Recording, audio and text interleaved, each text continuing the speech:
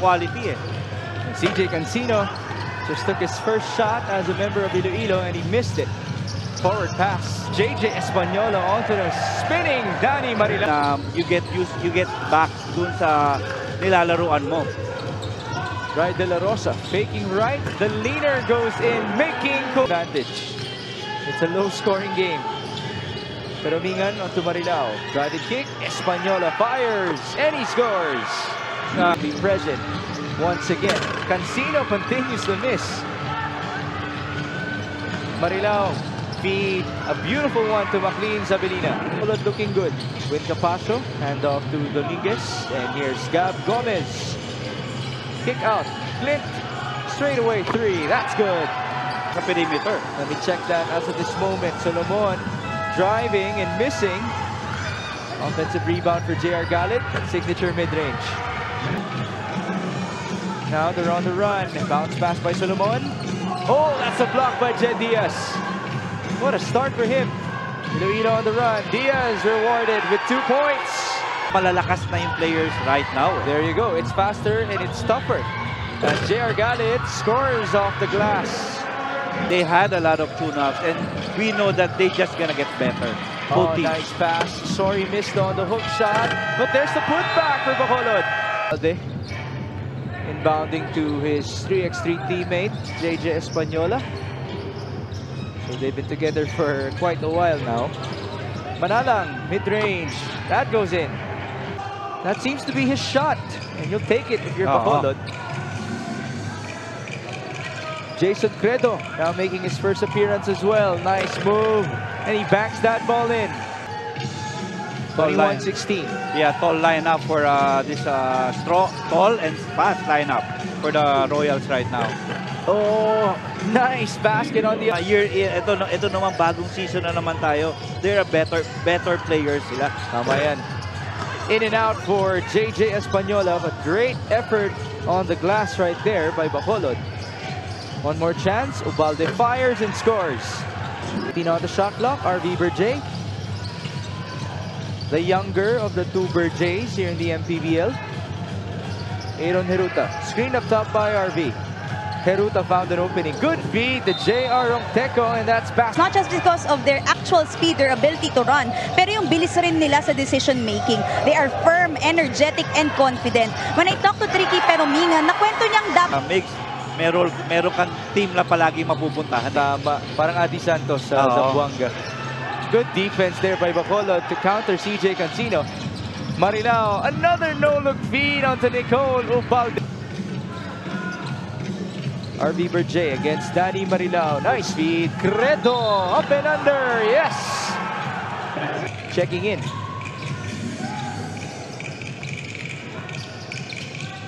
RV. Handoff. Rai against Tricky. De La Rosa with the pull-up. And the make. Yeah, that will follow the possession arrow. Iloilo gets the ball now. Capacio gives it up to Nonoy. Nice screen. And there's the finish. 2+1. Playing with good systems already. Exactly. Cañal escapes and misses. He gets his own board. There's the length of Chadi Rangel, but Miles. So alam mo yung magiging match-up na nitong dalawang to. Challenge of pride na to. Chadi was asking for it on the low block in the previous play. As now, Rai De La Rosa. Good rebound, Peromingan. Back and forth we go. Almost a steal by Dominguez. Espanola recovers. The bounce to Tricky. One-handed, yes. Okay. And here's Quinn Capacio. Handoff. Nonoy up top to Rai. De La Rosa. Berjay. 9 on the shot clock. Nice escape. Screen. Stuck yung team ni Coach Elvis. With his son, by the way. Who played well in the preseason. De La Rosa spins. There's the fade. Wow, he's showing. And that is going to his strong side. Yeah. Good contest by Peromingan, and then it's all worth it there. Good hands by Nicole Ubalde. Bacolod is down by 7. Danny Marilao. And that's what you're gonna like with Danny. Talagang pagpupunta talaga sa setup. Peromingan wide open. Too strong. Ball tapped and recovered by Ubalde, who scores.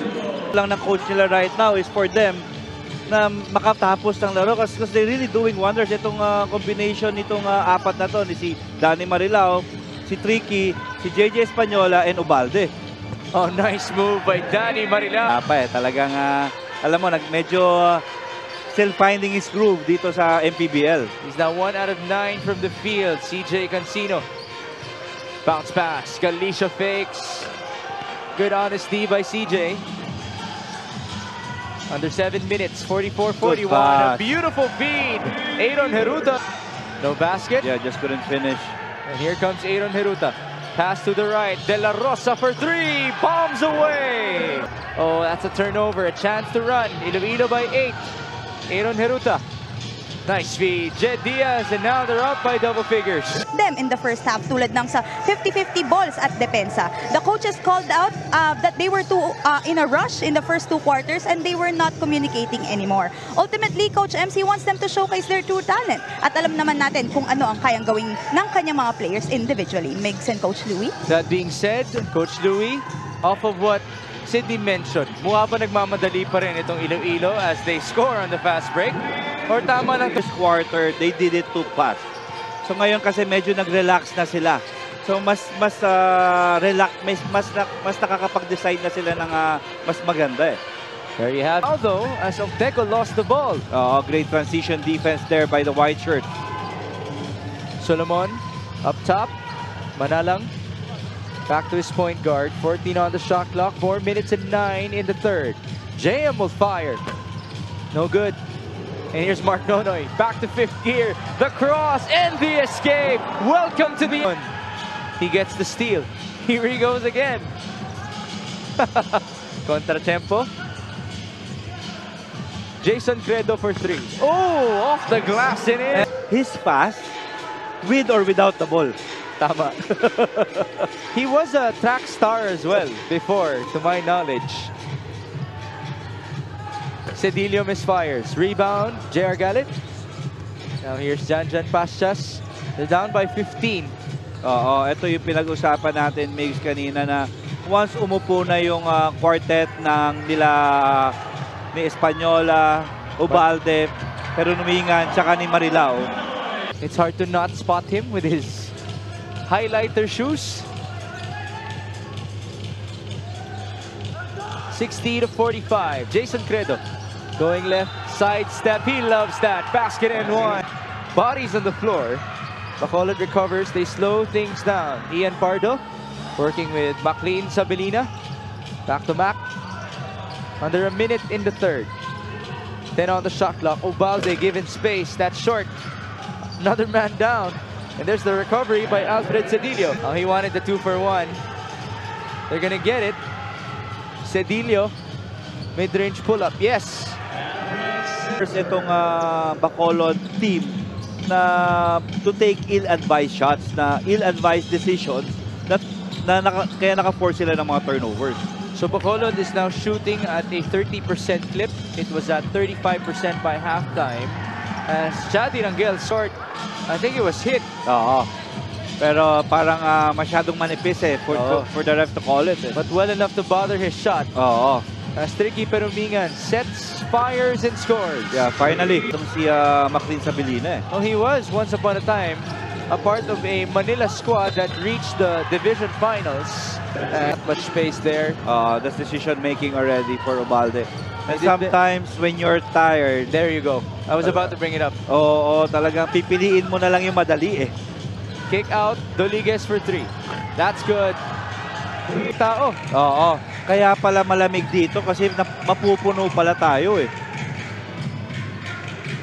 Parañaque will be in action versus Manila in our third game. But before that, we have our defending champions, Pampanga.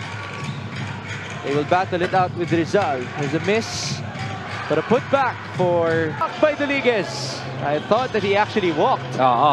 Great transition defense there by Iloilo. Heruta warding off his defender. He gets the putback. Gonna be a finisher for Iloilo. Sabihin, ang taas na talaga ng caliber of play niya. Sa akin naman, makikita mo naman talaga, Migs, especially dun sa home stretch in this game. Welcome back, Mr. Clint Villegas. He had a short stint with the San Juan Knights back in Season 4. Marilao escapes. Turnover. Ongteco on the run. JR all the way for 2. Minsan tricky yung play na yun eh. Kasi Tricky pero humingan. pag naghumingi ka ng bola, hindi obvious. Oo, tama. Tsaka magkakadikit lahat eh. Oo, sometimes you can get away with it. Back with Bacolod. Ooh, great contest but a nice finish away from the Villar Coliseum. We're just right across. My apologies. Turnover story, +4 for Iloilo. Ongteco turns around and scores. And natin for today. We're back with RB Berjay. Able to bring the ball down smoothly. AJ Madrigal from downtown. Paborito ka. Di ba? So, there's something with this guy na hindi pa natin nakikita siguro, and I hope na makita natin. He had a bit of a look before he passed that ball, and his teammates were already cheering for him to shoot it again. 36 seconds remaining. Etrata on to Gab Gomez. His three-pointer is no good. Offensive rebound. Young JV. He scores! Walang depth. It's just the 4 guys really, +1.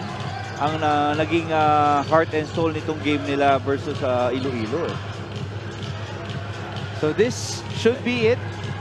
Etrata will just dribble the ball out. And imagine, sinabi pa ni JJ Española, ang struggle right now is in transition nila from 3-on-3 to 5-on-5. The full court. The full court. Fatigue would be a big factor. They're at 70.